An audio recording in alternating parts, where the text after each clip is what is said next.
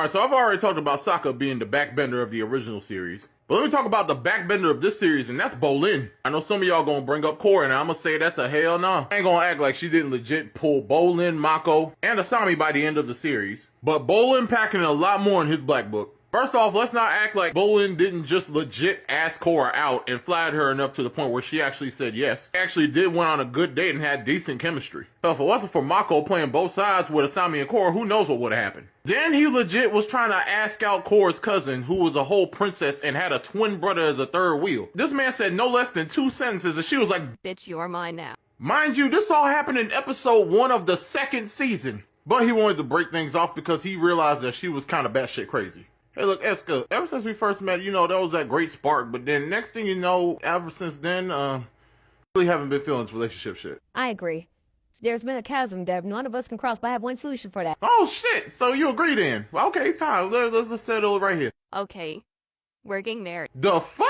Had this man in a wedding gown, and I ain't gonna lie, Pabu and this shit look dripped out like a motherfucker. Fast forward through a little family drama and Water Nation conspiracy, along with a prison break, ended up causing a civil war between both sides of the Water Nation, North and South. But Bolin was like, hey yo, that means me and Eska are freaking done. But apparently also today was their wedding day, and Bolin accidentally left her standing at the freaking altar, and now she's pissed. Quick question, can this thing outspeed my crazy ass bitch of a waterbending ex? Man, why do you think I built this boat? Let's get the fuck out of here. While this is all going on, Bolin actually became a legit movie star and had a fine ass co-star slash love interest, who as always he was trying to get into, but unfortunately she was not feeling that shit until he uncovered a plot to kidnap the president and 1v3 some waterbenders. Being the Giga Chad he is, he whoops their ass. And through it he ends up finding out who sent them, and that was his boss Varric. And this gave him a standing ovation while his own movie is playing in the background, along with the feelings of his fine-ass redhead co-star. Fast forward to the end of the world because of Unalaq, and he ended up doing a last-ditch effort to proclaim his feelings for Eska, who he left at the altar. Even though she was completely mad at him and ready to let him die, he rizzed her up enough to not only let him and his brother go to help save the world, but to also fight alongside him at the climax of the finale. When everything was said and done, they all realized those last minute feelings were because the end of the world was happening, but at the end of the day, they still ended things off on good terms. Keep in mind, all of this still happened in season 2. Fast forward to season 3 when they were looking for all the airbenders and one of them turned out to be Toph's granddaughter. He immediately risked her up. Crazy thing is, at first he was never really into her, but then Mako ended up talking to him about his exes and how crazy they freaking were. He takes one look at himself and he's like, you know what, brother, you might be right. Maybe it's time for me to try some new love flavors. And by being himself, he still pulled it off, all in one episode. From then on, this couple would actually be endgame. When it comes to pimping, this man and Sokka are neck and neck. Although I give Korra and Mako credit, they did pull the baddest one. But Mako, you fumbled the bag in almost every which way. How you fuck up with 2 exes so bad they date each other? Let me address the fuckery in Mako's relationships. It all started with him and Korra having at the very least feelings for each other. But before any of that could be explored by either side, Mako got hit by the baddest of the series, Asami, who not only recognized him as a pro-bender, but also immediately asked him out. Hell, she even bought him clothes for the occasion, because the place is so bougie it serves food the size of that cup they're sipping from. Bruh, it's been like 2 days he done already met the Pops, who agreed to sponsor their team, and look who is on Mako's arm right now. They are officially dating. At this point, Korra gets some advice because she don't know how to deal from Penma because she was in the exact same situation. Because before Tenzin got with Penma, he was actually fucking with Lin. That's one of Toph's daughters, by the way. Put some respect on her name. She simply put her heart on the line and told Tenzin exactly how she felt. After a pro-bending match, Korra actually decides to take that advice. Mako denies her, but that's more because of his situation than his actual feelings. Though he did lie to her and tell her he didn't feel nothing towards her. That's when Bolin tries to take her out, and she actually happily accepts. The whole time you can see Mako eavesdropping like, I know this motherfucker didn't just... damn, I forgot I was taking shit. Fast forward some time later, and Mako runs into Korra and confronts her ass. Under the guise that he really cares about his brother, but really he's just jealous as a motherfucker. And Korra rightfully calls him out on it because he knows it's some bullshit. Look at him. Now, Korra, you did say some fucked up shit over here, but I will say a hit dog was most definitely hollering right here. After the match, Mako does his own mini confession. Also explained that he likes Asami too, but in that moment, that's when Korra kind of plants one on him. To which he happily returns. Still with Asami, by the way. In front of Bolin, RP his heart.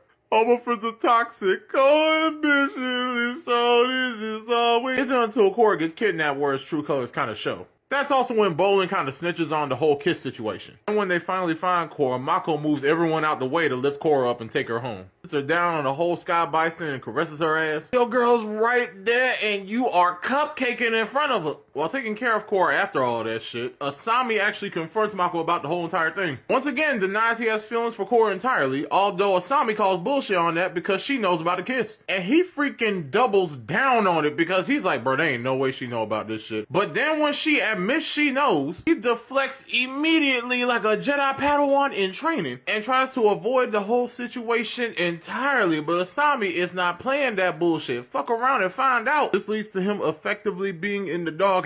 He takes advantage of that by freaking sweet talking Korra. He even moved in to try and kiss her, and Korra's the one that calls it off. And off screen, I guess they break up and Mako ends up getting with Korra. Fast forward to the North-South Water Nation Civil War and you see the problems. Now, Korra, in a scheme to get some help for the Southern Water Tribe, hits up General Iroh directly. And he is down and already formulating some bullshit to get him to the Southern Water Tribe to help them out. But then the president of Republic City ends up cutting him off, saying that if any part of the fleet leaves the harbor, he'd be court-martialed. How did the president know that Korra was going to ask General Iroh directly? Because Mako snitched to the damn feds. Korra confronts his ass and he's like, bitch, I'm just doing my job. Your job is denying my people consensual fucking help? This argument leads to Mako breaking up with the Avatar. A week after that, after some shit going down with Asami's company and Mako coming to fix it, they end up becoming a thing again. In the meantime, Korra ended up leaving and coming back with amnesia about the breakup, so she thinks they're still together. When Mako asks if she remembered anything about the fight they had before she left, she don't even remember a thing. And when she asks how bad the fight was in front of God and all the MVPs of the event, including half the people that were there, and this girl, he said, nah, it wasn't that bad. Both Asami and Bolin looked at him like, you are a dumb ass. Then he goes to acting like they're a couple again. Dude, what the fuck is wrong with you? He said he waiting for the right time, but Bolin was like, bitch, you told me there ain't no such thing as the right time. Now shut the fuck up and do it already.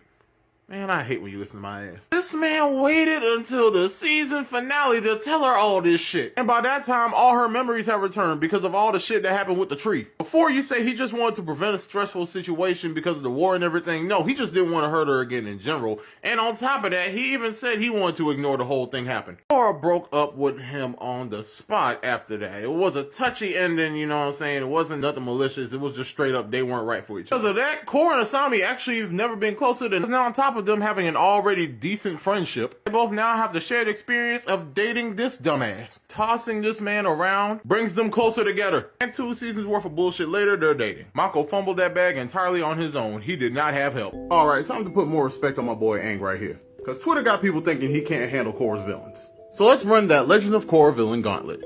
For Amon the Equalist, we already got the answer to that. Because Aang already whooped his dad. And the official Avatar The Last Airbender channel on YouTube already went over the fight, so y'all look at it. Unavatu would be the most difficult. But keeping it a being, the only reason he won that fight is because plot had to plot. Because you cannot tell me Korra couldn't have just breathed fire in this dude's face like 5 seconds earlier. And then there's where he becomes this. And he's a very powerful threat. But Aang isn't a stranger to facing giant spirits. And he put a giant hole through this one. Korra was able to fight him because she astral projected and was amped by harmonic convergence. So saying Aang can't do the same thing is pretty ridiculous. Also, it took Janora's help to really seal the deal.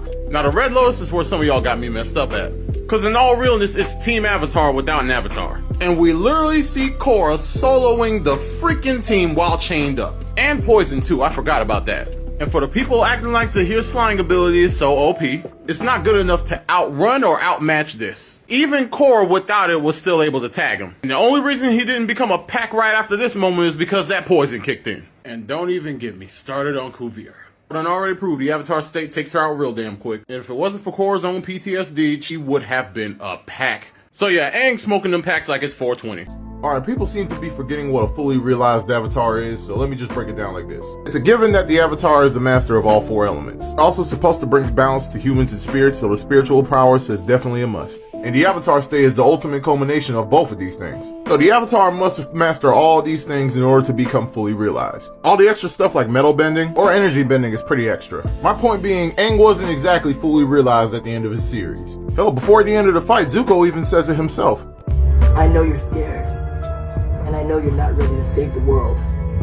But if you don't defeat the Fire Lord before the comet comes, there won't be a world to save anymore. As far as we can tell, he had mastered air and water, he was adept at earth, and fire still needed work. Meanwhile, Korra became fully realized by the end of season 2. She had mastered all 4 elements, spiritual prowess, and the avatar state. Which is why I don't like pitting them against each other. Someone asked who had the most good in them out of all 4 villains here. I'll give you my answer in a minute, but why did so many people pick Zahir? Don't let the bars he was dropping and calm demeanor fool you. He was a demon. The most you can give Zahir in terms of status is chaotic neutral. Dude woke up with possibly the most non-violent form of bending and chose violence. His main goal was to restore balance to the world, but it was to do it by eliminating world governments, by assassinating the leaders so that people can live by their own personal beliefs. He's down to do it by any means because this motherfucker was willing to kidnap a kid Korra. And along with Unalaq, since he was a part of this shit, raised Korra up to be a damn Red Lotus avatar and serve their purposes. One of those purposes was to free Vatu's evil ass. However, when they tried to take Korra as a kid, Unalaq was not only not there, but he ended up covering his tracks when they got caught. He planned on becoming the Dark Avatar, so yeah, that just solidifies him as the worst on the list. Not to mention, he really didn't give a fuck about who he had to fuck over to achieve his goals. Dude threw one of his spies in the fog of lost souls for eternity just for getting caught and being a possible lead to him. When he escaped, he left his prison guards to survive off a bowl of rice for 3 weeks, cause that's when the next shift change was. Dude could have just hopped away. What kind of shit is that? I ain't really gonna knock him on what he did to the Earth Queen, cause that bitch was crazy. But his belief still had him down to not only kidnap, but also attempt to murk an 18-year-old Korra. What kind of good is in this? In my opinion, the one that had the most good in them was Amon. Because of his backstory with his brother and his father, he believed that power is in bending, and bending ain't shit when it comes to people. From that, he became the #1 bending hater, Amon, and his goals were to essentially make benders non-existent, not by killing them, but by taking their bending away permanently. And the whole season 1 shows you how that belief can actually be a thing. Because as a non-bender, what are you gonna do against a bender that wants to fuck with you? And if benders are fighting in the streets, every non-bender shit getting fucked up. Then on top of that, benders are not only the most represented in government, but also in overall law enforcement. When the Equalists started gaining more power, Tarlok and the council majority voted that the non-benders should be policed a lot more. Not only did they put a curfew on their ass, they turned their power off. And when they protested in the streets, they were getting ready to lock their ass up. Not to mention, not only were Amon's methods the most non-lethal out of the whole bunch, his first showing of taking away bending was against criminals. And Bolin was there because he was running with the triads at that time. Calm down. The most you could get on Amon for was being a hypocrite. Even though the revolution was built on a lie, that motherfucker still believed bending was the source of all evil. And it really doesn't help when there has yet to been a major non-bending antagonist. Keep in mind, he was still wrong as fuck, but in terms of good intentions and good ways of doing it, they were all there.